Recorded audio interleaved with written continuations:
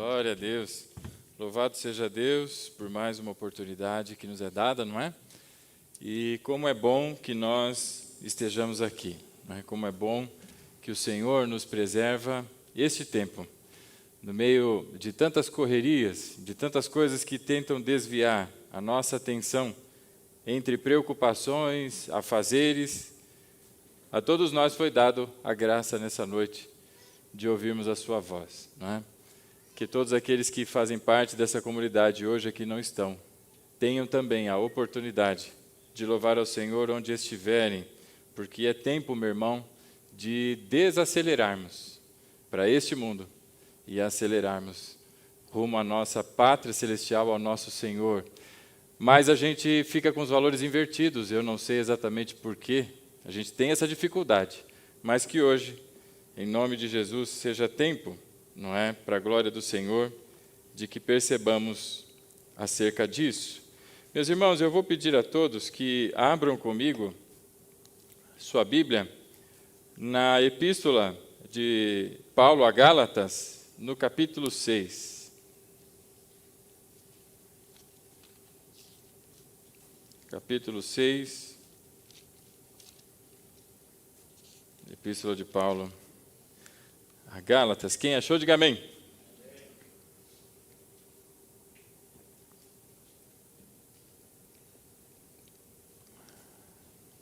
Nós vamos fazer a leitura dos versos 11 em diante. Gálatas, capítulo 6, verso 11 em diante. Assim diz, então, a palavra do Senhor. Vejam com que grandes letras estou lhes escrevendo de próprio punho. Os que desejam causar boa impressão exteriormente, tentando obrigá-los a se circuncidarem, agem deste modo apenas para não serem perseguidos por causa da cruz de Cristo.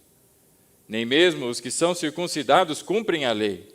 Querem, no entanto, que vocês sejam circuncidados a fim de se gloriarem no corpo de vocês. Quanto a mim, que eu jamais me glorie a não ser na cruz de nosso Senhor Jesus Cristo, por meio do qual o mundo foi crucificado para mim, e eu para o mundo. De nada vale ser crucificado ou circuncidado ou não. O que importa é ser uma nova criação. Paz e misericórdia estejam sobre todos os que andam conforme essa regra, e também sobre o Israel de Deus. Sem mais, que ninguém me perturbe, pois trago em meu corpo as marcas de Jesus. Irmãos, que a graça de nosso Senhor Jesus Cristo seja com o espírito de vocês. Amém. Amém, irmãos? Fechemos os nossos olhos, curve sua fronte, oremos. Santo Deus, Pai querido, obrigado, Senhor, por este momento que o Senhor nos prepara para que juntos reflitamos, Pai, sobre sua palavra. Nessa hora pedimos em nome de Jesus que tudo aquilo que tenta tirar a nossa concentração, Senhor, a nossa paz, Senhor, neste momento, seja por obra e ação do Teu Espírito Santo repreendido, Senhor, para a glória do Teu nome. Que sejam silenciadas as vozes, Pai, de muitas preocupações, de inquietações, mas que seja tempo de que todos nós possamos, Senhor, nos aquietar diante da presença do nosso majestoso e glorioso Deus e ouçamos então a Tua voz, Pai, a voz de muitas águas a falar conosco, não voz de homem, Senhor, mas que o Teu Espírito fale ao nosso coração, é o que nós oramos, pedimos e agradecemos, Senhor, em nome de Jesus, amém e amém. Amém, meu irmão? Amém. Louvado seja o Senhor. Você certamente já viu pessoas que lutaram em guerras, não é?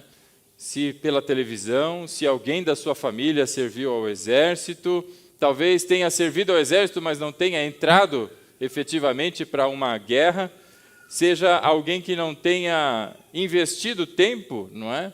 Num campo de batalha, mas certamente você conhece guerreiros, você já ouviu falar sobre guerreiros.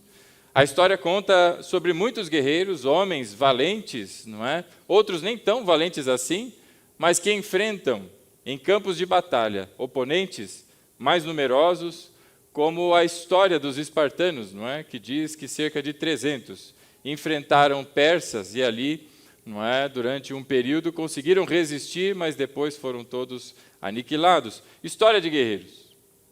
Eu não sou guerreiro nem nada, mas o fato, meu irmão, guerreiro nesse sentido, né? Nunca levantei uma espada, nunca peguei um pedaço de madeira e saí atrás de alguém, nunca tive isso.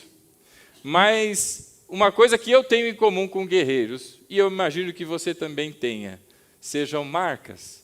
Marcas que contam histórias. Marcas físicas na pele, no seu corpo, que contam histórias.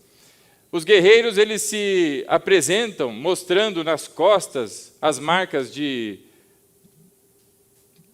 enfim, cortes e tantas cicatrizes que existem, não é? Mas eu tenho uma para mostrar para você, você não vai enxergar, mas ela está mais ou menos aqui, ó. Eu tenho uma cicatriz de queimadura.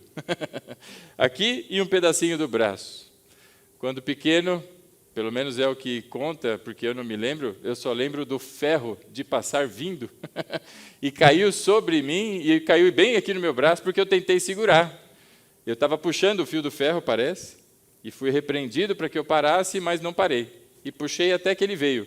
E ele veio e eu segurei. E eu só vi a fumacinha saindo, né? Eu tenho uma queimadura aqui no braço. Tenho também uma marca de acidente de moto nesse pé e uma marca deste lado de pontos que eu levei por conta de uma mordida de cachorro. São marcas que a gente conta a história, não é?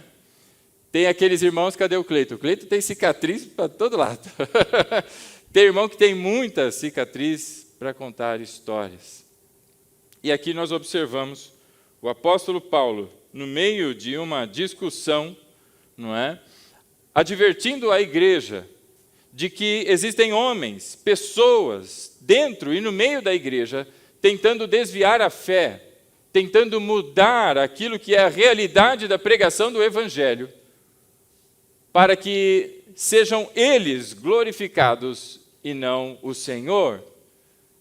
Paulo diz que existem homens que entraram e invadiram a igreja, dizendo que não era suficiente a obra de Cristo na cruz, mas que, para além da obra de Cristo na cruz, as pessoas deveriam realizar a sua obra de circuncisão. Não entenderam que essa circuncisão agora é promovida pelo Senhor e pelo Espírito. No corpo de todos nós existe uma marca, a marca de Cristo em cada um daqueles que nasceram de novo, segundo Colossenses, no capítulo 2. Mas essa não é uma marca física, ela é espiritual e que corta a relação que havia da velha natureza, agora uma nova natureza livre, sem escravatura, por obra e motivação do Senhor na vida de todos nós. Mas esses homens continuavam dizendo na igreja que não era suficiente. E agora o apóstolo Paulo se levanta dizendo que esses homens não têm compromisso com o Senhor, porque nem mesmo eles cumprem a lei. E agora exigem que outras pessoas sejam circuncidadas. E ele diz mais, não é? Acerca destes homens, no verso 14: quanto a mim, eu jamais me gloriarei, ou quanto a mim, que eu jamais me glorie, a não ser na cruz do nosso Senhor Jesus Cristo, por meio do qual o mundo foi crucificado para mim. Então a glória do apóstolo Paulo é a cruz de Cristo. A glória de todos nós, crentes, é a vitória do Senhor Jesus na cruz. E não a obra que você é capaz de realizar ou fazer, ou coisas que venham a desviar a sua atenção daquilo que é o verdadeiro Evangelho, do caminho chamado Jesus Cristo, o verdadeiro. Em seguida de dizer todas essas coisas, o verso de número 17, ele diz assim, olha, e sem mais, eu encerro por aqui, que ninguém me perturbe, que ninguém venha se levantar e dizer que o que eu estou a dizer não é verdade, porque eu autentico as minhas palavras com as marcas que eu carrego no meu corpo. Ele diz que no seu corpo existem marcas que ele carrega, não é, no seu próprio corpo. E estas marcas, meu irmão, a palavra marca que você lê aí em português é a palavra stigmata no grego.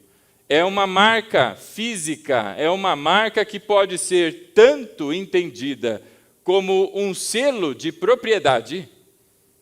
Você já viu aqueles comerciais de produtos que anunciam determinada coisa e que, para dizer que aquilo é autêntico, tem o selo do Inmetro.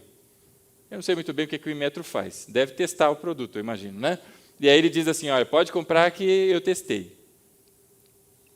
Pois é, essa marca, essa estigma, esse estigmata que se refere aqui o apóstolo Paulo, é também um selo de propriedade. Você já viu animais no campo? Quem já foi para fazendas? Quem gosta de cheirinho, de coisa de vaca, né? E assim por diante. Você vai encontrar gados que têm, ou na sua orelha, uma marcação, uma espécie de um brinquinho, né?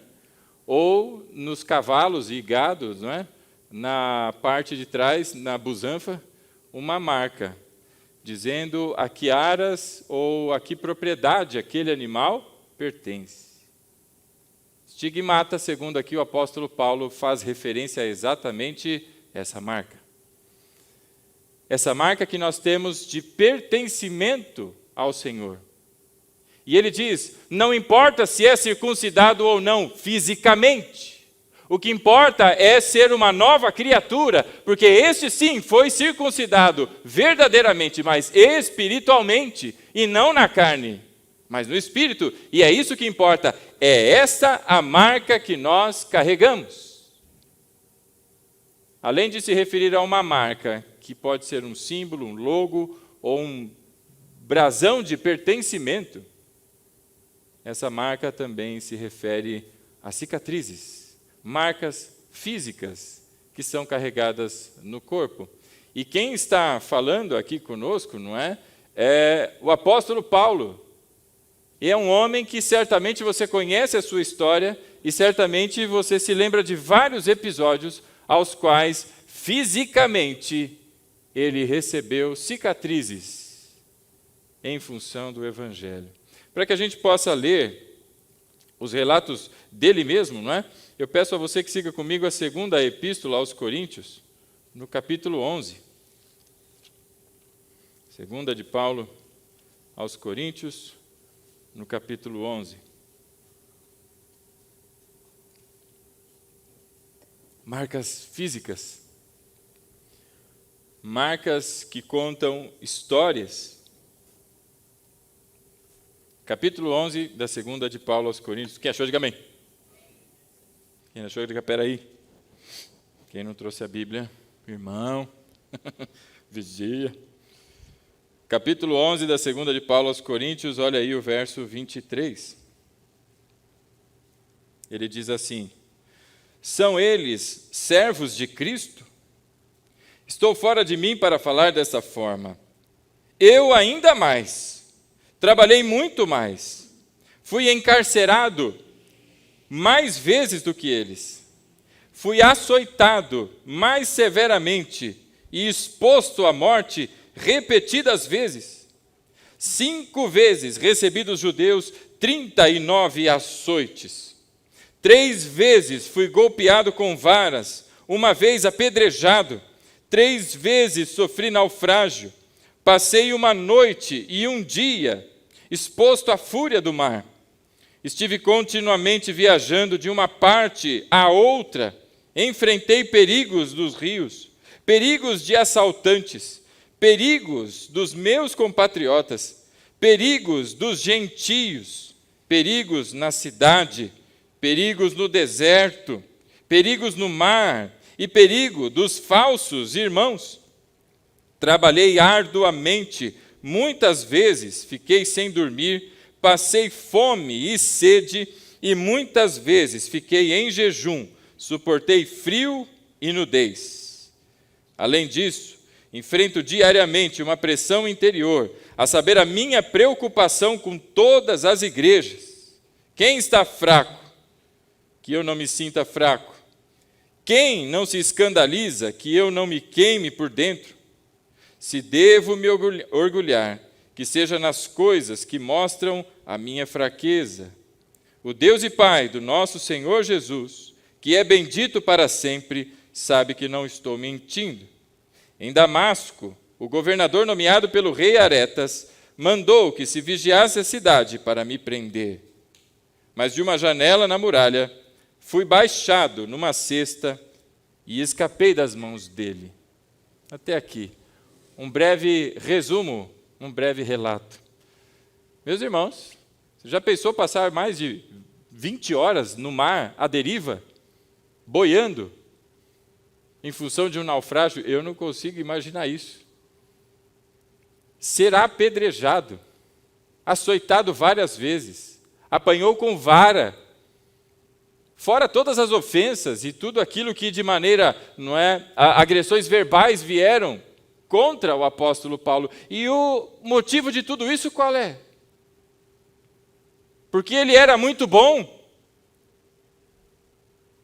Porque ele era uma pessoa totalmente extraordinária e diferente de todas as pessoas? Ou porque ele anunciava o Cristo, o Filho de Deus? E por onde ele passava, o inferno e as trevas se levantavam contrárias e investiam contra a vida do apóstolo Paulo, se levantando perseguições, se levantando açoites, e ele sofreu e sentiu na sua pele a dor de pregar o Evangelho. Quem se lembra da conversão do apóstolo Paulo deve se lembrar o Senhor dizendo que importa que ele aprenda a sofrer pelo meu nome. Meus irmãos, eis aqui um homem que tem capacidade para falar de sofrimento, tem capacidade e tem autoridade para falar acerca de dores e marcas. Duas marcas. Ele pertence a Deus. O inferno, quando se levanta e olha para um filho de Deus, meu irmão, ele vê a marca que o Senhor fez. Há um selo de propriedade, como diz também em Efésios no capítulo 1. E as pessoas, diante da pregação deste homem, também tinham capacidade de perceber todas as marcas de seu sofrimento. Deixa eu lhe dizer uma coisa, meu irmão. Certamente, se você é contemporâneo, ou melhor, deixa eu corrigir minha fala aqui. Se você é da década de 80, ou um pouquinho perto das de 80, que é o meu caso, não é? Você viu muitos movimentos e desenvolvimento da fé evangélica no nosso país. Você presenciou a chegada do rock, aleluia, na igreja. Você também presenciou a chegada do worship. Não é? Você viu e acompanhou a época dos dentes de ouro. Lembra dos dentinhos de ouro? Que os irmãos testemunhavam que na oração, o cara tinha uma cárie gigantesca e pá! Deus deu um dente de ouro no lugar. Aleluia. Você deve ter visto o movimento das pessoas que caíam pelo sopro, o balançar de um terno que muitas pessoas iam para o chão e tantas coisas que aconteceram ao longo dos anos, não é? Eu não sei você, mas eu já escutei bastante sermão. E nos sermões que eu já ouvi, pessoas tentando, e eu penso que com boa vontade, tentando falar de Jesus, apresentavam um Senhor Jesus que não pede absolutamente nada em troca, e que você vem como está, e do jeito que está você permanece.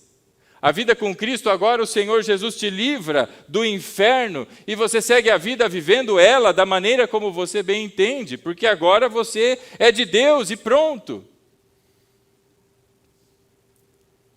O diabo vem há muito tempo, meu irmão, anunciando mentiras misturadas com verdades bíblicas, há muito tempo. E deixa eu lhe dizer uma coisa. O apóstolo Paulo, como nós o chamamos e o conhecemos, existe um título que sempre nos referenciamos a ele, não é? De apóstolo, enviado, levantado pelo Senhor e com autoridade para anunciar a palavra revelada a ele, e que hoje nós a temos como palavra com autoridade escriturística, é cânon bíblico, está dentro da nossa coleção de livros e que chamamos de Bíblia, palavra inspirada. Deus usou esse homem. Amém? Discípulo de quem? Ele mesmo dizendo sobre si como é que ele aprendeu, ele diz que não foi de homens que ele aprendeu, senão do próprio Senhor Jesus. Para que seja apóstolo, meu irmão, segundo a Escritura, precisa ser testemunha ocular do Senhor Jesus ressurreto.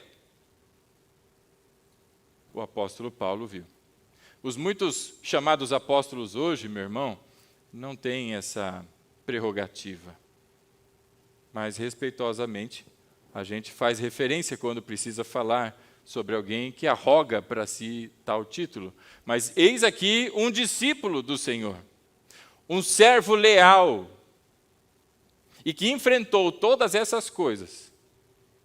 Eu não sei você, mas comigo, você não precisa falar muito grosso, não. Começou a erguer a voz, eu já, tá bom, desculpa, toma, tá aqui, né? Eu não sei se você já foi assaltado, se teve essa experiência ruim. Eu já algumas vezes.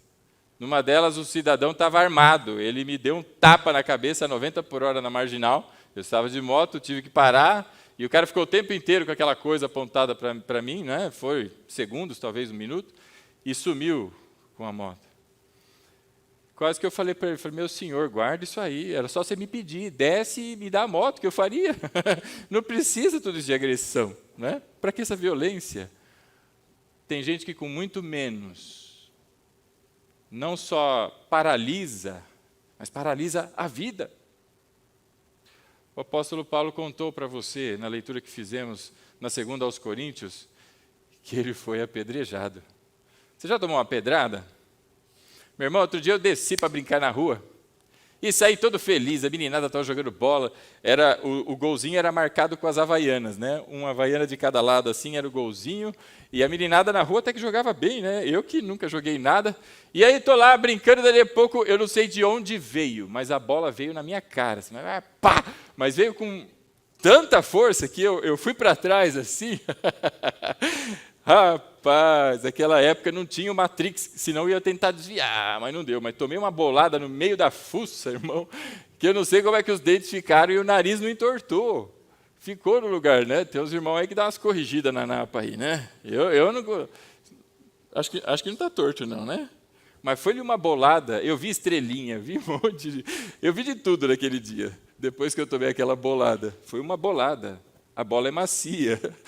Ainda, não é? Ela veio, deu aquela afundada e foi embora. Agora imagina uma pedra, irmão.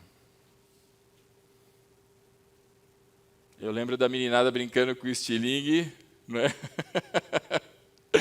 Olha, vou te falar uma coisa, na minha época, na rua, lá onde eu morava, a meninada era inspirada, sabe? Tinha umas brincadeiras assim. E eu já tomei umas pedradinhas, mas acho que foi na perna, nada assim, né? Meus irmãos, muitos de nós, se não todos nós, se aquecesse um pouco mais essa perseguição que já não é mais velada contra cristãos no nosso país, que ainda existe liberdade de expressão religiosa, eu penso que muitos já teriam abandonado e faz tempo.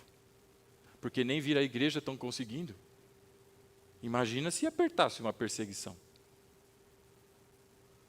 Esse homem está dizendo que ele sofreu todas essas coisas. E ele chama estas evidências físicas, marcas físicas, para autenticar. Ninguém me perturbe, porque eu sofro por esse evangelho. O que ele está dizendo, meus irmãos, é que Jesus não foi um lunático. O Senhor Jesus não foi um homem que bateu a cabeça e saiu a falar coisas por aí, e que agora as pessoas ficam, não é bem assim, não é bem assado. Faz mais de 2000 anos que ele veio e impactou o mundo, as suas palavras. As suas pisaduras, meu irmão, impactaram o mundo que a gente vive hoje. Você precisa entender um pouco mais da história do nosso mundo para entender que se existe livro, não é nem a Bíblia, é em função do cristianismo. Para a organização dos muitos, não é, manuscritos, se fez o livro. liberdade para as mulheres, liberdade de comércio e tantas coisas. Isso tudo é benefício do cristianismo, coisas que estão ao redor e satélite do evangelho. Agora pensa em quantas pessoas foram transformadas, impactadas pela palavra, mudaram de vida e mudaram a realidade da região em que moravam. Ao longo de todos esses muitos anos. Paulo está dizendo, meu irmão, eu sofro na carne, porque é verdade, este é o Senhor.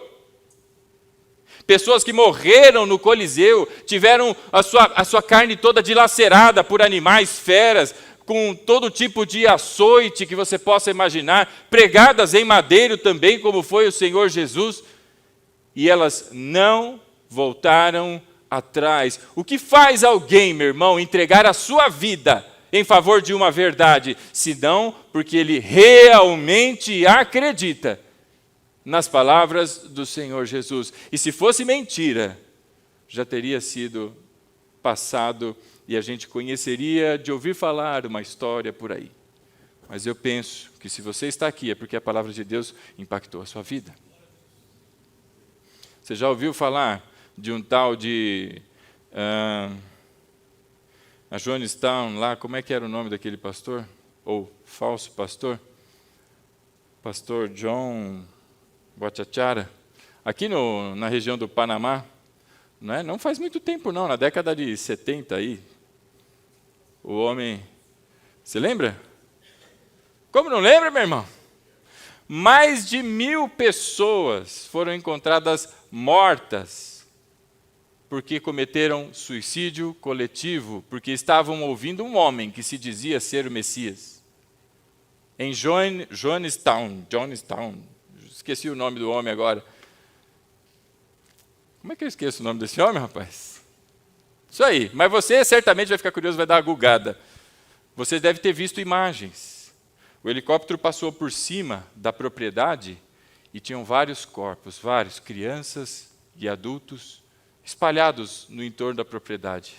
900 e cacetada pessoas morreram naquele lugar, porque acreditaram num falso Messias.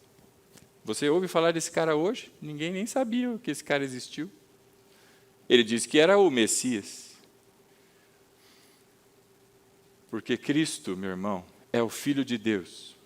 Porque o Senhor Jesus veio e morreu no meu e no seu lugar, e a sua palavra, as boas novas do Evangelho, vêm até os dias de hoje, porque essa é a verdade do Senhor. Céus e terra passarão, mas a minha palavra não passa, diz o Senhor. Jim Jones, isso, exatamente. Jim Jones. Esse cara aconselhou o presidente dos Estados Unidos, hein? Você está achando que... Vai conhecer a história.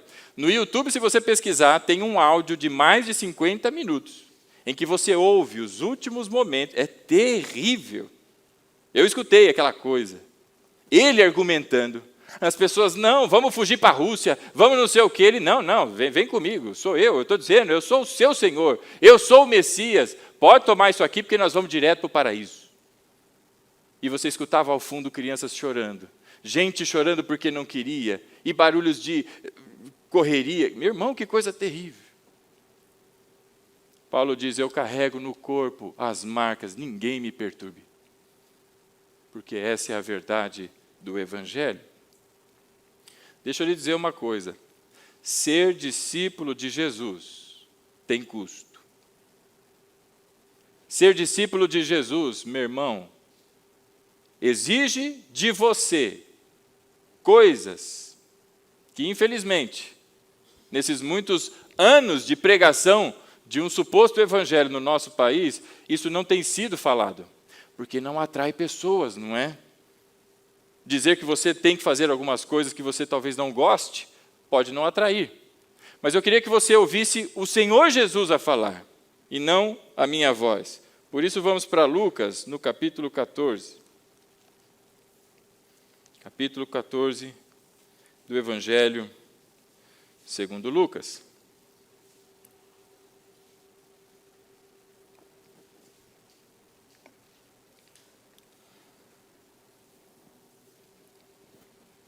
Quem achou, diga amém. Nós vamos fazer a leitura a partir do verso 25, capítulo 14 do Evangelho, segundo os relatos de Lucas. Verso 25 diz assim: uma grande multidão ia acompanhando Jesus, e este, voltando-se para ela, disse: se alguém vem a mim e ama o seu pai, a sua mãe, sua mulher, seus filhos, seus irmãos e irmãs, e até a sua própria vida mais do que a mim, não pode ser meu discípulo. Começou a ter algumas exigências aqui, não é? O seu amor pelos seus familiares não pode ser maior do que o seu amor pelo Senhor. Porque se for, isso já é idolatria. E Jesus diz: este que tem essa condição não pode ser meu discípulo. Não sou eu a dizer. E ele continua. Verso 27. E aquele que não carrega a sua cruz e não me segue, não pode ser meu discípulo. Ah, pastor, começou a ficar difícil esse negócio, a família começou a se levantar contra, sou o único em casa que sirvo a Deus e está ficando difícil, eu não vou mais à igreja, não. Olha, porque aquele que não carrega a sua cruz, disse o Senhor Jesus, não pode ser discípulo. Aí alguém vai pensar, uau, o Senhor Jesus é cruel. E a Bíblia diz que Ele não nos atribui peso, tentação, coisa alguma que nós não sejamos capazes de suportar. Porque Ele é gracioso. Então agora, além do teu amor pelo Senhor ter que ser maior do que de todas as outras coisas, você precisa suportar sofrimentos. A cruz de Cristo não foi um playground, não é? Mas foi um período intenso de sofrimento do Senhor. Então, o uso e o emprego da palavra cruz aqui é para que você perceba que você, pelo fato de ser filho de Deus, certamente vai ter problemas. Não tenha dúvidas. E quando se manifestarem esses problemas por causa do nome do Senhor, o Senhor diz que nós devemos suportar a nossa cruz. Verso 27, aquele que não carrega a sua cruz e não me segue, não pode ser meu discípulo.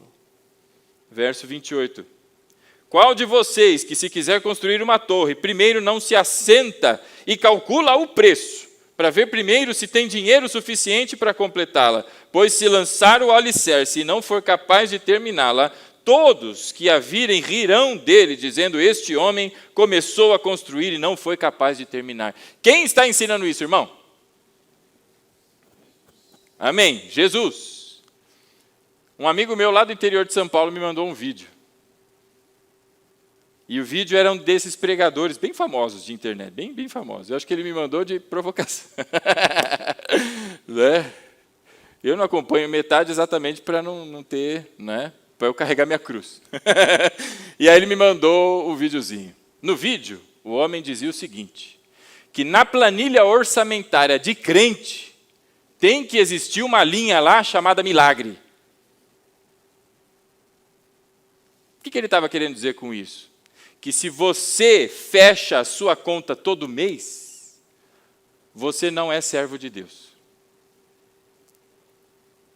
Aí eu fiz essa mesma cara que vocês fizeram aqui. Falei, peraí, volta aí, deixa eu entender de novo. Como é que é?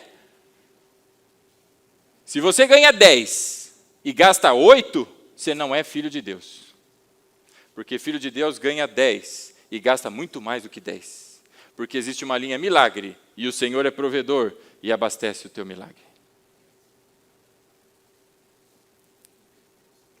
Tem crente aqui nesse lugar? Sim ou não? Então está tudo com a conta estourada, é isso? Hã? Sim ou não, irmão? Deus faz milagre? Claro que faz.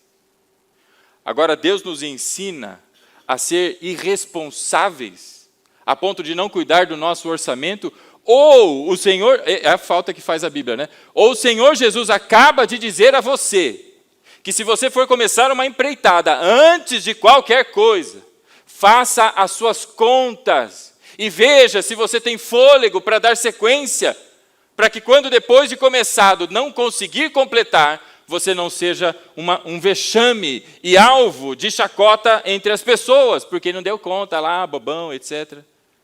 Quem ensinou isso foi o Senhor Jesus, irmão.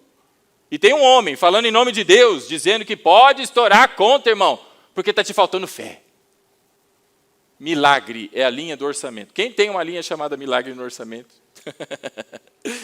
Naquela hora eu parei e pensei, como é que eu vou responder a esse meu irmão? Porque eu não entendi se ele me mandou querendo ouvir minha opinião, ou se ele me mandou querendo edificar o meu coração com uma palavra, não é, profética. E com muito cuidado, depois de oração, pastor Jorge, eu mandei uma mensagem para ele. Disse, meu irmão, me mandaram só um trecho, eu não ouvi a pregação toda, pode ser que esse trecho não faça jus ao que ele estava querendo dizer. Mas deixa eu te falar uma coisa, Deus sim faz milagres. Eu já vivi muitos dos milagres de Deus, não só financeiramente, não. Em questões de saúde, em questões de relacionamento, em problemas que eu não tinha a menor capacidade de resolver, Deus foi lá e resolveu. Mas o Senhor ensina que nós devemos nos contentar com aquilo que nós temos, a não querer para além daquilo que somos, a não julgarmos a nós mesmos, não é, melhores do que os outros e merecedores de muito mais. Se alguém quiser, eu mando o vídeo, não é? Para você ter a tua planilha com a linha milagre aí. O Senhor Jesus está dizendo, meu irmão, que o povo de Deus é um povo consciente, é um povo com o seu pé no chão, serve ao Deus Todo-Poderoso que sim faz milagres. Ô glória, claro que faz. Essa igreja, quando nós fizemos a reforma, nós não tínhamos o caixa para fazer tudo o que foi feito. E a obra começou, e a coisa foi indo, e quando foi ver, e a gente já meio que desesperado, e o Senhor proveu. Deus faz sim milagres. Viva irresponsavelmente, para que você veja o resultado. Depois de dizer essas coisas, não é? Ele no verso 31 dá mais um exemplo, porque ele está falando que existe custo, irmão, ser discípulo. Ele está falando que não é assim, sem exigência nenhuma, como esses evangelhos analgésicos pregados por aí dizem. Olha aí o verso 31. Ou ainda, qual foi o rei que, pretendendo sair a uma guerra contra outro rei, primeiro não se assenta e pensa se com 10.000 homens é capaz de enfrentar aquele que vem contra ele com 20.000? Se não for capaz, enviará uma delegação, enquanto o outro ainda está longe, e pedirá um acordo de paz. Ele diz mais. Qual é o rei que vai encarar uma batalha, sem antes pensar se com 10.000 homens ele é capaz de enfrentar outros 20? Deus faz milagre, irmão? Claro que faz. Já ouviu falar de um homem chamado Abrão, que depois se chamou Abraão? Abrão, foi resgatar o seu sobrinho, que foi raptado por uma guerra entre 5 reis contra outros 4. Ló já morava em Sodoma, e Sodoma foi invadida, saqueada, e Ló foi levado junto. Ló e a sua família. Quando Abrão soube daquilo, ele se levantou com 318. Não são os 300 espartanos. 318. Ele se levantou e foi. Pegou tudo de volta, inclusive o seu sobrinho. Ele foi para o seu sobrinho, com 318 homens. Ele recuperou o que numa guerra entre 5 reis contra outros 4 reis, não deram conta e perderam. Deus faz milagre, sim. O povo de Deus lá com Gideão, meu irmão, veja a diferença numérica que existia naquele lugar. E só ao quebrar jarros e gritar, fazendo barulho com as tochas lá, pelo Senhor e por Gideão, o Senhor confundiu todos os inimigos, e um atacou o outro, e de repente todos estavam mortos, sem que um único israelense tenha levantado a sua espada contra o seu inimigo. Deus faz milagres, é claro que faz. Mas qual é o rei que primeiro não vai consultar o seu Senhor se deve sair ou não?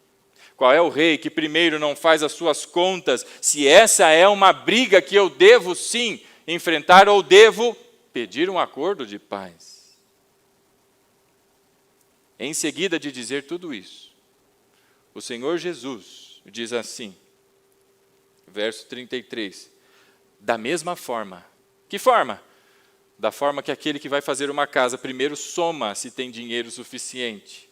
Da mesma forma, que forma? Que um rei que só enfrenta uma batalha, se ele está consciente de que ele tem capacidade para enfrentar. Desta mesma forma, qualquer de vocês que não renunciar a tudo o que possui, não pode ser meu discípulo. Então, qual é o custo de ser um discípulo do Senhor Jesus? Um pouquinho da sua semana, um pouquinho do seu tempo. Ora, quando eu estiver livre, eu vou à igreja. Qual é o custo, irmão? Dado pelo Senhor Jesus para ser um discípulo. Qualquer de vocês, todos nós, estamos ouvindo as palavras do Senhor Jesus, que não renunciar a tudo o que tem. Aí alguém vai falar, ixi, pastor Rodrigo agora, pregação da prosperidade, vai passar sacolinha, põe a chave do carro, põe a chave do apartamento. Não, irmão. Nada do que você tem entra na frente de Deus. Nem a tua família, nem as tuas posses, nem as oportunidades de ganhar dinheiro, nem os teus projetos para o teu futuro entram na frente. Se entrou na frente, você se classificou aí na observação do Senhor Jesus. Simples assim.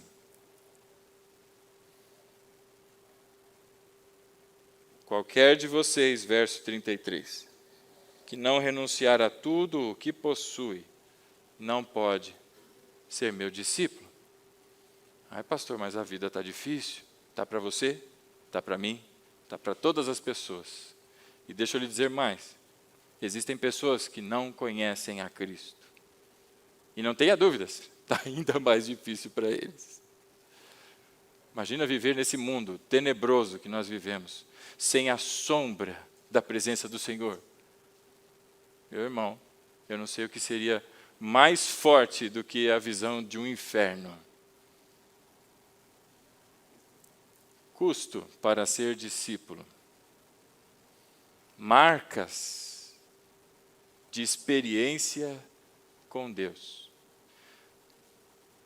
Diante dessas verdades que nós vimos até aqui, eu queria que nós pensássemos um pouco sobre 3 aspectos, 3 marcas, não é? Lembrando das cicatrizes citadas pelo apóstolo Paulo. Estigmata. Você assistiu aquele filme, Estigmata? Aqui não tem nada a ver, né? Mas tudo bem, deixa lá os doidão pensar bobagem. Mas é marca, não é? No corpo. E existem marcas, meu irmão, que os olhos não veem, mas o Senhor vê, por onde nós passamos. E pelo seu nome, e por amor e em obediência à sua palavra. Existem 3 marcas dessa igreja contemporânea, o dia de hoje. E nosso irmão Fábio começou falando sobre uma delas, hoje aqui na abertura do culto. E eu dou glórias a Deus pelo Espírito que é um só. Meus irmãos, tem muita gente na igreja dos dias de hoje que não querem saber de igreja. Não precisa de igreja. Eu preciso de Deus. Deixa eu lhe dizer uma coisa. Você precisa de Deus. E você precisa da igreja. Porque foi Deus quem a instituiu para que você nela habitasse e tivesse comunhão com os seus irmãos. Mas hoje existe uma grande, não é, ação e um grande movimento. Você já ouviu falar de desigrejados? É um termo que parece que já está até ultrapassado, não é? Mas tem pessoas que entendem que se sustentam sozinhas. Veja, elas querem a Cristo, aparentemente. Querem a Cristo, mas não querem o corpo. Querem uma cabeça. Uma cabeça que flutua por aí. Parece até filme de terror, não é? Uma cabeça solta por aí, né? Voando por aí. Há uma série, um filme e tal, que tem uma mãozinha que anda por aí, né? Para estes, não é a mão. Não interessa a mão. Não interessa a perna, não interessa o peito, não interessa o tórax, não interessa nada. Só interessa a cabeça. Querem um corpo, não é, decepado. Só querem a cabeça. E se Jesus é o cabeça da igreja, como foi ministrado aqui, e sim, ele é, não é? Como é que você tem, não é, participação no corpo de Cristo, se você não se envolve com o corpo de Cristo? Sabe o que é isso, irmão? São pessoas que não querem ter marcas, não querem carregar a sua cruz. Deixa eu te dizer uma verdade. Fazer parte de uma igreja é a coisa mais prazerosa que existe no mundo? Quantos irmãos já tiveram experiências bem tristes dentro de um ambiente de igreja? Mais um aqui. Não é? Você também já teve? Porque a igreja, meu irmão, ela é constituída de pessoas todas iguais, carentes da graça de Deus e que estão em processo de tratamento com o seu Senhor. Perfeito? Só lá na glória. Aqui, você vai ter que aguentar o meu miojo. Você vai ter que aguentar o meu açaí. Assim como nós todos, não é? Devemos suportar uns aos outros. Suportar. Não é aguentar, tem que suportar essa coisa na minha vida. Não, não. Suportar. Carregar no colo. Porque não está conseguindo andar. Você já teve momentos na vida que você precisou de alguém e esse alguém Deus proveu para você? De onde veio? Veio de um templo de Umbanda? Veio de uma sessão de espírita, saiu de lá, do treco branco lá, que eu esqueci os nomes que tem lá? Ou veio do mesa branca? Ou veio do meio da igreja, do corpo de Cristo, que o Senhor levantou um homem, uma mulher de Deus, para lhe falar verdades, para orar por você. De onde veio, irmão? Mas eu não quero a igreja. Bando de gente mimada. Gente que não conhece a verdade do Evangelho. Não sabe que Cristo morreu pela igreja. Eu não quero a igreja, não. Só Cristo está bom. E acha que isto atende, não é, os requisitos do dono de todas as coisas. Porque foi Ele mesmo quem instituiu a igreja. E Ele mesmo que pôs para que todos nós, não é? Tem até alarme na igreja. Entendi. Disparou o alarme. Foi Ele mesmo quem pôs a igreja. E é Ele mesmo quem diz, na sua palavra, que nós não devemos deixar de nos reunir como igreja. Porque isso é para o nosso bem. Mas como é difícil. Que cruz pesada é essa? E estamos falando de domingo só, hein? Que cruz pesada é essa? Eu quero a cabeça, mas o corpo não. Ah, pastor, olha, aquela igreja tem cada irmão. É um que não usa desodorante. É o outro que não escova o dente. É o outro que não passa aquele pente nos cabelos. Que lugar é esse, tenebroso? Meu irmão, a Bíblia diz que a igreja é a noiva de Cristo. Se você está achando ruim, ao olhar para a igreja, perceba o tamanho, a grandeza e a proporção da graça do Senhor, porque é isso que Ele ama. É por isso, foi por estas pessoas, que às vezes a gente dá uma menosprezada. Eu não quero estar perto, não. Que o Senhor entregou a sua vida. Primeira marca dessa igreja contemporânea. É um bando de pessoas que eu tenho dúvidas da verdadeira conversão. E que não querem saber de igreja. Não querem, não. Porque a moda agora não é ter uma igreja. Você sai pulando por aí, e vai que vai, e alguma hora você... Não é? Irmão, você não foi chamado para seguir ventos e moda. Você foi chamado para seguir a palavra de Cristo. E não existe cabeça sem corpo, porque Cristo é o cabeça. Ele é quem edifica o corpo. Não existe. Então, a primeira coisa, são pessoas que querem a Cristo, supostamente querem a Cristo, porque é estranho, não é? É estranho alguém que quer se relacionar com uma pessoa, mas não quer parte com a família dela, não quer saber da família dela.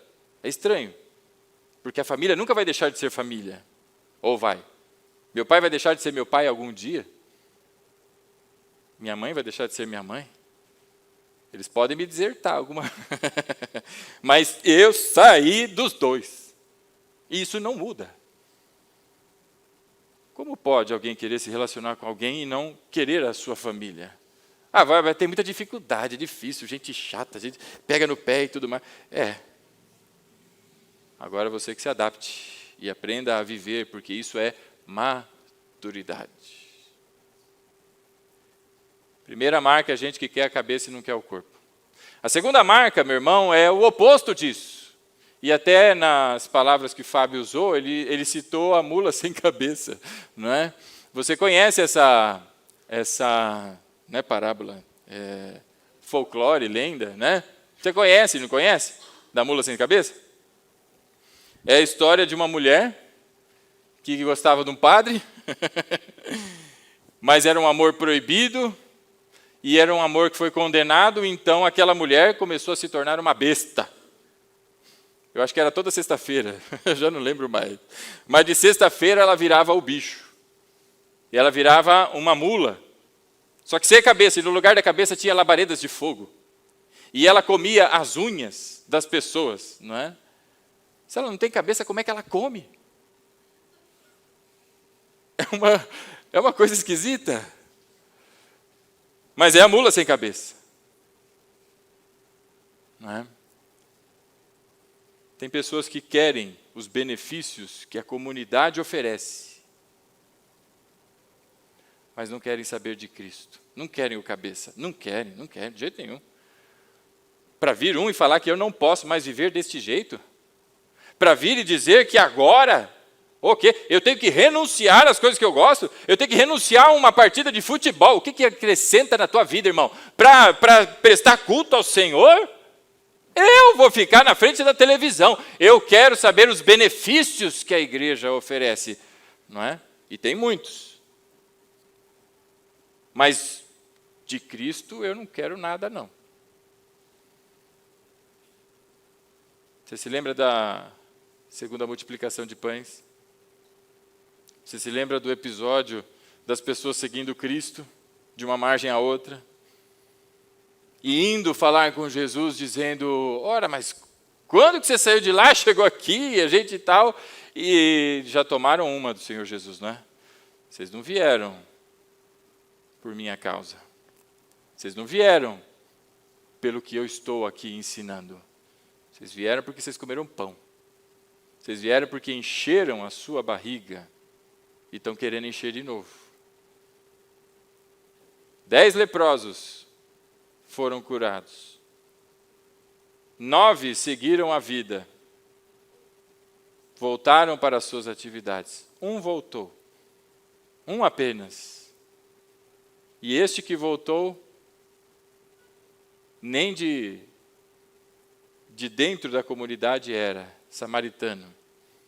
E ele volta para prestar ali a sua gratidão, não é? Que adianta Deus abrir os olhos dos cegos se continuam cegos? Que adianta Deus dar saúde a pernas e colunas, não é, prejudicadas, se o caminhar não leva para Deus e leva de volta para lugares terríveis? Pessoas que querem o corpo, mas não querem a cabeça. Isso não é incomum não, viu, meu irmão? É muito mais real dentro das igrejas do que você possa imaginar. É só começar a pregar sobre pecado. Muda a pregação, começa a falar de bênção, começa a falar de prosperidade. Você vai encontrar as megas igrejas por aí. Fale que as pessoas precisam carregar a sua cruz, renunciar. E aí você vai ver, cada um... Minha mãe está me chamando. Espera aí que tocou o alarme lá, deixa eu correr.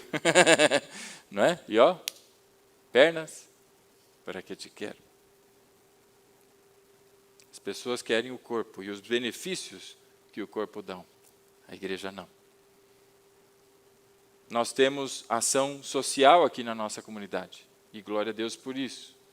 Pelos irmãos que trabalham com fervor para a manutenção do serviço às pessoas que têm necessidade.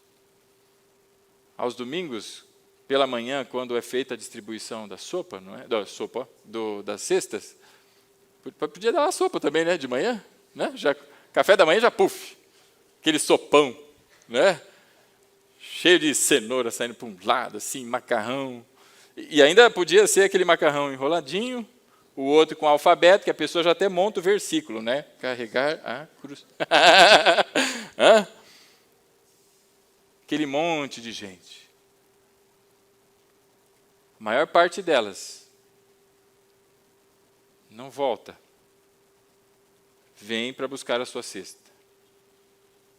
Com todo o incentivo que se faz. Porque o que adianta encher essa barriga, irmão? Se espiritualmente está morto. Vai ficar enorme e vai chegar um dia que os olhos se fecham aqui. E há um destino terrível para quem não tem Cristo. Pessoas querem o benefício da igreja. Falam como crentes. Às vezes até se vestem como crente na frente das pessoas, né? Mas não são, não. Sabe, meu irmão, isso é muito mais presente do que a gente possa imaginar.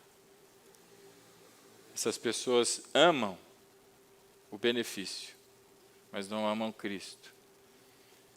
As pessoas querem aquilo que se oferece na igreja. E estamos falando de serviço de homens, mulheres. E existe uma terceira marca. A primeira marca é de gente que supostamente quer Cristo, mas não quer o corpo. A segunda inverte. Quer o benefício do corpo, mas não quer o cabeça, porque eu não quero mudar de vida. Eu não tenho problema nenhum, por que eu vou mudar de vida? Eu não estou perdido, porque eu preciso de um Salvador.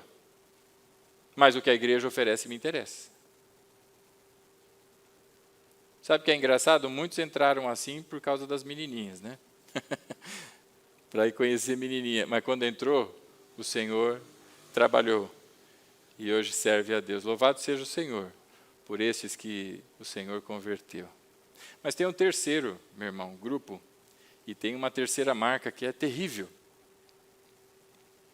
Que são as pessoas dentro das igrejas. Que não querem Senhor. Elas querem um servidor. Elas estão interessadas agora não o que a igreja tem a oferecer, mas o que o Senhor, o Todo-Poderoso. Eu lá sou bobo, eu vou querer o que tem nas mãos deste que é o Criador de todas as coisas. Não é?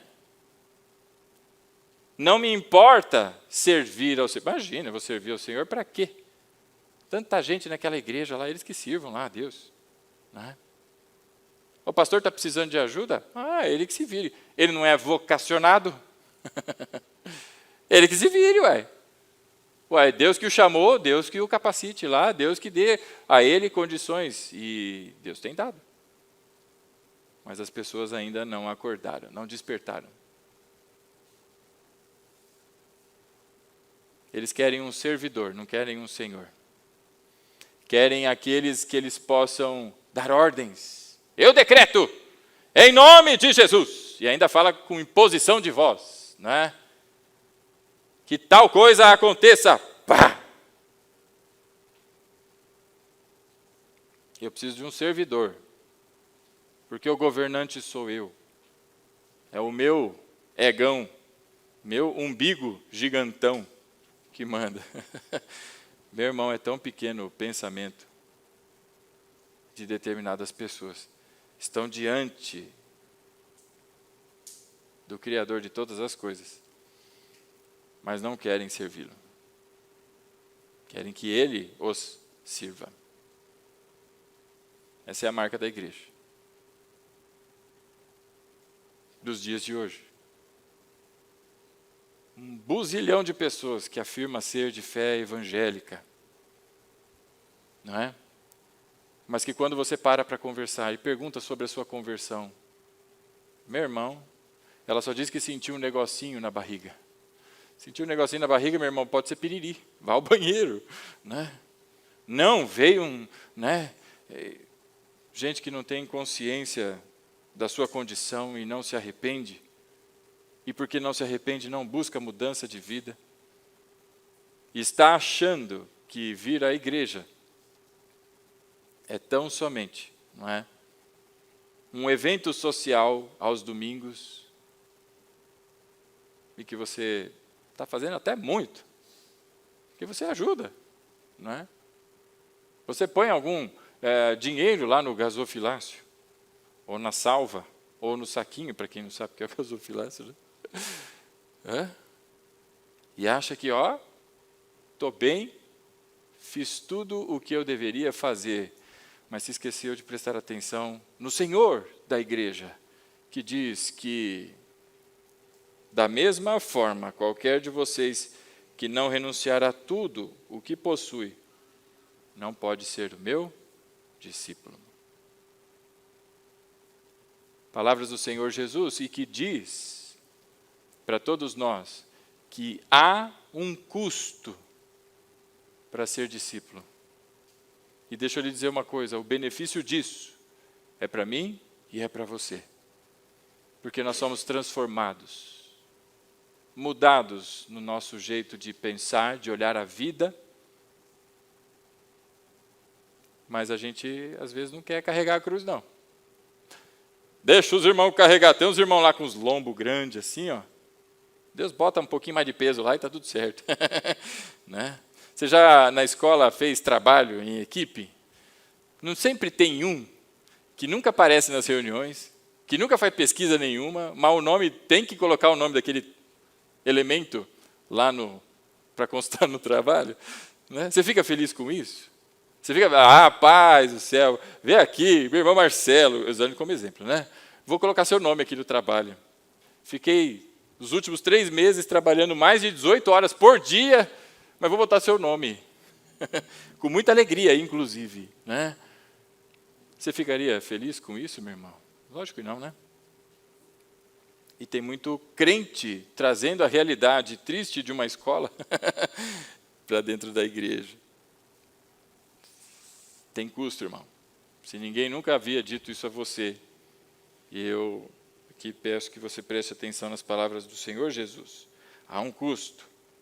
E por isso é muito importante que a gente perceba que o maior foi pago pelo nosso Senhor. E agora a todos nós, para este mundo, nós fomos crucificados. Vamos voltar lá para Gálatas? No capítulo 6.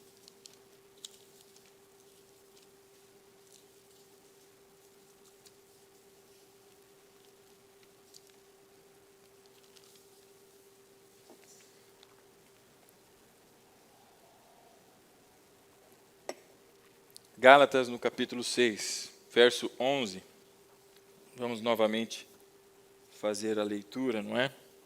O verso 11 diz assim: vejam com que grandes letras eu estou escrevendo de próprio punho.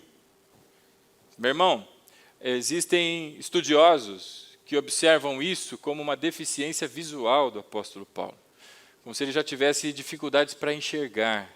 E por isso não era ele quem escrevia as epístolas, mas ele ditava, porque ele já não conseguia enxergar direito. Mas fazia questão de, seja no início de dar a sua saudação, ou ao final, a próprio punho, por isso ele diz, a próprio punho escrever. Então há indícios de que ele tinha dificuldade, inclusive, com a vista. Isso não é claro, mas são indícios. Verso 12. Os que desejam causar boa impressão exteriormente,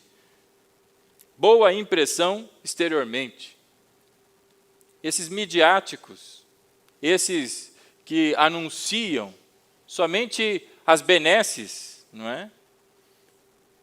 E não apresentam os deveres da vida cristã, ou tentam atenuar aquilo que não deve ser atenuado, porque é para o nosso crescimento e para o nosso amadurecimento. Esses tentam causar o quê? Boa impressão. Não é? Eu não tenho dúvidas, meu irmão, que seria muito melhor aqui, percebido por todos, se a gente estivesse cantando aquela música lá, né? Para a direita, para a esquerda, à minha frente e para trás, por todo lado, sou abençoado, yeah. Quem vai carregar a cruz, irmão? Porque eu fui feito cabeça e não cauda. Eu tenho certeza que seria muito mais prazeroso para a carne. Agora existe uma luta que você está. Você pode não ter levantado uma espada no meio de um campo de batalha medieval. Você pode não ter levantado um taco de beisebol no meio da briga entre rua de cima e rua de baixo. Mas existe uma guerra que, queira você ou não, você está. É uma batalha espiritual e que ela se desenvolve aqui, olha, na tua mente. Deus lhe dando a sua orientação e a tua carne, a tua velha natureza dizendo, não, não, não. Existe uma batalha. Você tem cicatrizes, irmão, dessas batalhas? Pessoas estão querendo causar boa impressão, estão tentando obrigá-los a circuncidarem. Agem de modo apenas para não serem perseguidos por causa da cruz de Cristo. Eles não querem carregar a cruz, meu irmão. Agem desta maneira para fugir da perseguição, para não serem encarados como aqueles que desafiam as tradições e o jeito vão que o mundo vive. É por isso que eles fazem isso. E aí o apóstolo Paulo faz o contraponto lá embaixo, dizendo, agora eu, irmãozão, eu trago no corpo as marcas, porque é essa a verdade do Evangelho, e é por ela que eu vivo. Quero causar boa impressão, não. Não quero me gloriar, mas é importante que você saiba, e ele diz lá na 2 aos Coríntios, do capítulo 11, como nós lemos, quantas coisas passou esse homem. E certamente aqui no nosso meio tem muito testemunho sobre sofrimento em função da causa, em função de Cristo.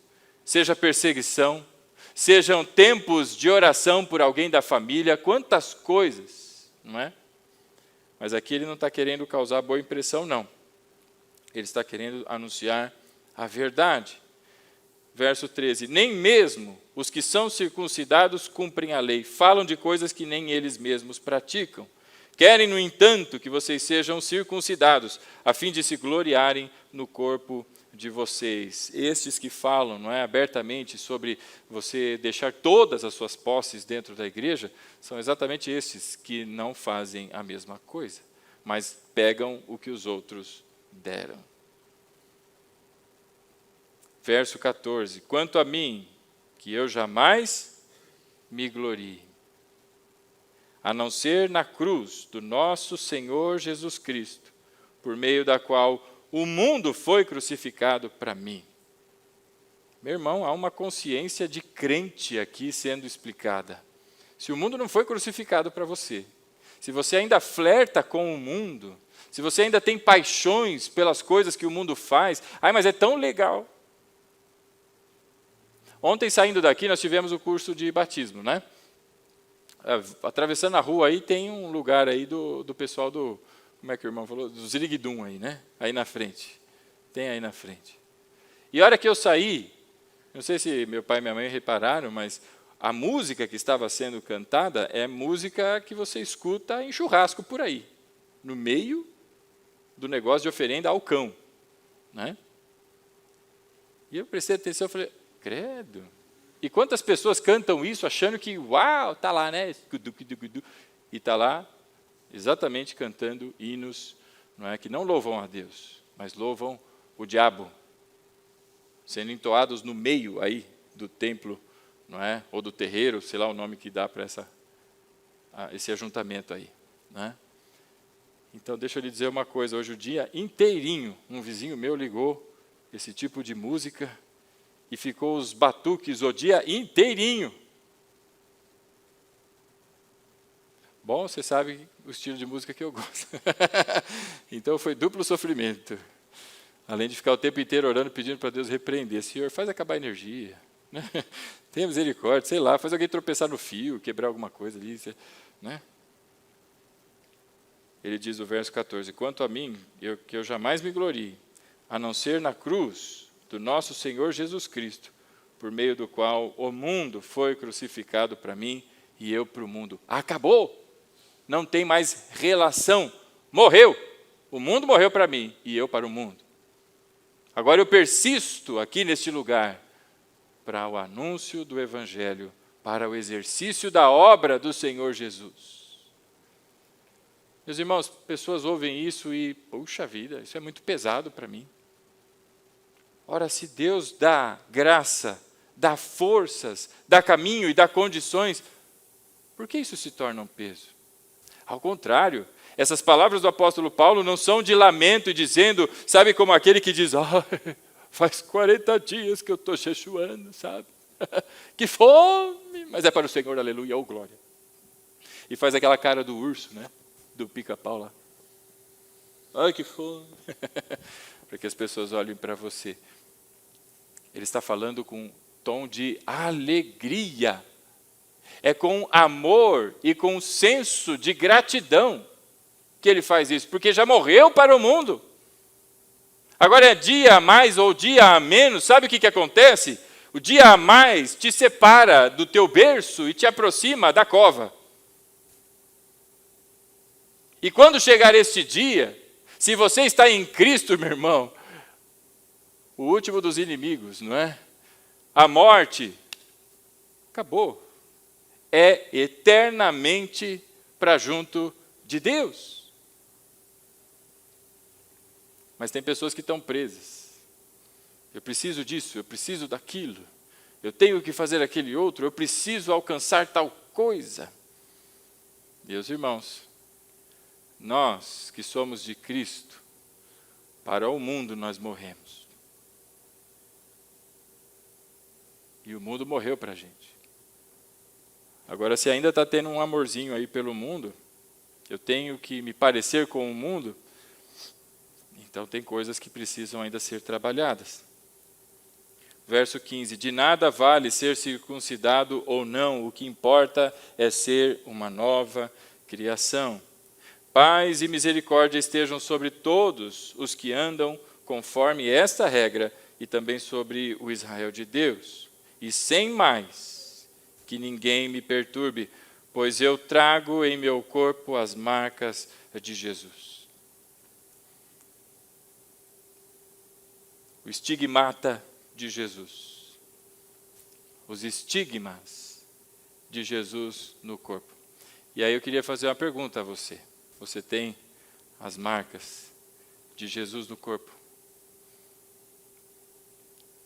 Você tem sofrido?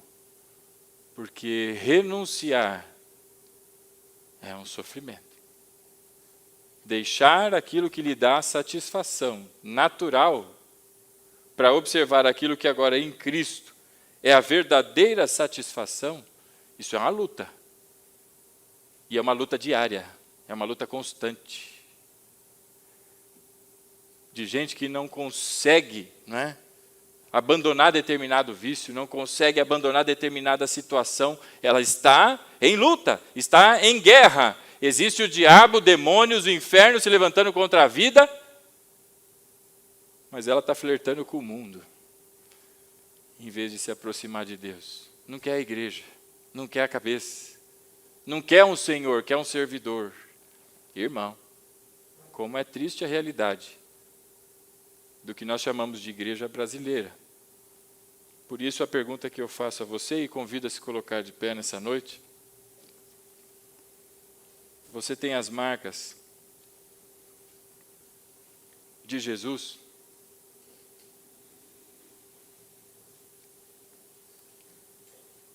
É tempo, meu irmão, de que a gente não tenha marcas do mundo, coisas que nos identifiquem com o mundo, mas é tempo que a gente tenha as marcas de Jesus, porque elas dão testemunho. Conta a história que um soldado antitápide, sei lá, é um romano aí, ele foi acusado de ser uma pessoa, não é, falsa, e ele era um general de guerra, e alguém que não lutava a favor do Império Romano. E no meio da audiência, o que ele fez foi abrir a sua túnica. E quando ele abriu a túnica, as pessoas e o imperador começaram a ver as marcas. Ele falou: está vendo isso aqui, ô imperador? É cada uma das guerras que eu lutei em favor do império. Essa foi a defesa dele. E ele foi absolvido da acusação de traição. Não é? Isso na história. Mas haverá de chegar o dia, meu irmão, em que nós não encontraremos um imperador romano, um imperador de qualquer império, de qualquer lugar aí, não é? O homem mais rico ou mais pobre desse mundo, mas nós encontraremos o Rei de toda a glória. E ele há de olhar para mim e para você. Nós não vamos mostrar nada, mas ele vai olhar as marcas do coração. Cada uma das vezes que por amor ao Senhor você se submeteu, às vezes, a ser envergonhado, ficou em silêncio, ou anunciou bravamente e foi duramente repreendido. Irmãos e irmãs nossos, nos dias de hoje, que estão sendo mortos em países intolerantes, de gente que se diz, não é, moderno, de gente que se apresenta como civilizados, e estão assassinando irmãos e irmãs que se levantam para, em obediência ao Senhor, anunciar o Evangelho. Pastores colocados em jaulas e que são descidos no meio de um rio para morrerem afogados. E isso não é velado, isso é gravado e divulgado amplamente em mídias sociais. E nós todos aqui, com liberdade e às vezes estacionados, porque está muito difícil essa vida, não é? Mas haverá de chegar o dia em que nos encontraremos com o Senhor face a face. E Ele mesmo vai apontar cada uma dessas cicatrizes, santas e benditas cicatrizes, marcas que nós carregamos por amor e em gratidão ao Senhor Jesus. Isso não é um peso, isso é motivo de alegria, porque o Senhor olhou para mim e para você e nos considerou dignos de sofrermos em função da causa, do nome do Senhor. Por isso, nessa noite, eu pergunto a você: existem marcas de Jesus em você? Ou existem marcas que te assemelham ao mundo? Convido você a fechar os teus olhos. Porque o Senhor olhou para mim e para você e nos considerou dignos de sofrermos em função do nome. Porque o Senhor olhou para mim e para você e nos considerou dignos de sofrermos